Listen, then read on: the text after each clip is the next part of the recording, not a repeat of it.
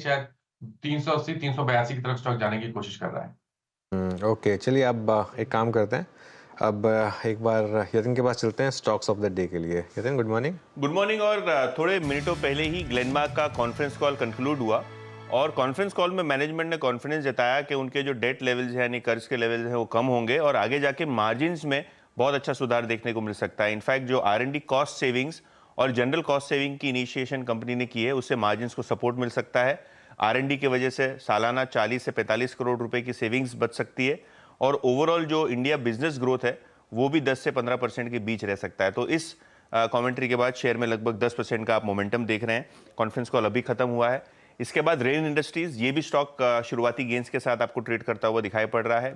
Nifty 500 का top gaining stock 12% ऊपर और इनका जो विशाखापट्टनम का प्लांट है इसको लेके क्लैरिफिकेशन आया है और गवर्नमेंट के जो बॉडीज हैं इन्होंने इनको एक क्लियरेंस दिया है जहां जो CPC यूनिट्स जो हैं कैल्सिन पेट्रोलियम कोक उसके वजह से जो एयर क्वालिटी को दिक्कत होती है और उसके वजह से जो इनके प्लांट्स में जो है चैलेंज आया था अभी वो हर्डल जो है निकल गया है। तो कहीं ना कहीं ये जो ऑर्डर है कमिश्नर का पोल्यूशन कंट्रोल बोर्ड के इसके बाद शेयर में आप 12% की तेजी देख रहे हैं क्योंकि शायद फिर से एक बार SEZs को कैल्सिन पेट्रोलियम कोक एक फ्यूल के तरीके से यूज करने को मिलेगा।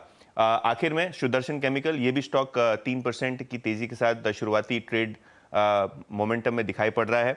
और अगर यहाँ बात करें तो HDFC म्यूचुअल फंड ने प्रमोटर से लगभग 2.5% हिस्सा खरीदा, लगभग 514 रुपए प्रति शेयर के हिसाब से। कल भी स्टॉक एक्टिव था और आज भी लगभग 2.5% के गेन के साथ ट्रेड कर रहा है। नितिन, बहुत बहुत शुक्रिया। तो ये कुछ स्टॉक्स जो आपके रेडार पर क्लियर लिया। आज का स्टॉक ऑफ द डे तो ग्लेनमार्क फार्मा ही है। उस कॉन कॉल के बाद और मोमेंटम यहाँ पर बढ़ता हुआ करीब 9% ऊपर। लेकिन बैंक निफ्टी में फिर वो दिक्कत वाला मामला HDFC बैंक की वजह से, इसके लिए बैंक निफ्टी अब आ गया डेलो पर। एक बार औरोबिंदो फार्मा रिविजिट करते हैं। वो जो मानस का सस्ता ऑप्शन ट्रेड था, एक बार उसको लेकर आइए। आई थिंक 1040 था जब स्टॉक का प्राइस तब था, तब ये at the money call suggest की गई थी और अब 1050 पर ऑलमोस्ट स्टॉक। और वो कॉल तब अच्छा खासा मोमेंटम आ चुका है। मेरे ख्याल 40 रुपये पे थी वो कॉल तब, अब 44 हो चुकी है। मानस अच्छी रही वो कॉल। यहाँ पर आपको लग रहा है आज ही आ जाएंगे प्राइस टारगेट ये? तो देखिए 38 पे रिकमेंडेशन गया था, 44 का प्राइस चल रहा है। मैंने स्टॉप लॉस 24 बोला था, अब स्टॉप लॉस को रिवाइज करके 34 कर लें। टारगेट वही रहेंगे, 60 रुपए तक के टारगेट बिल्कुल पॉसिबल है। देखिए बैन के बाहर निकला है, फार्मा में मोमेंटम है, तो बिल्कुल पॉसिबल है कि इस ऑप्शन में आपको 60 रुपए तक के भाव आज शायद देखने को मिल जाए। हाँ बिल्कुल।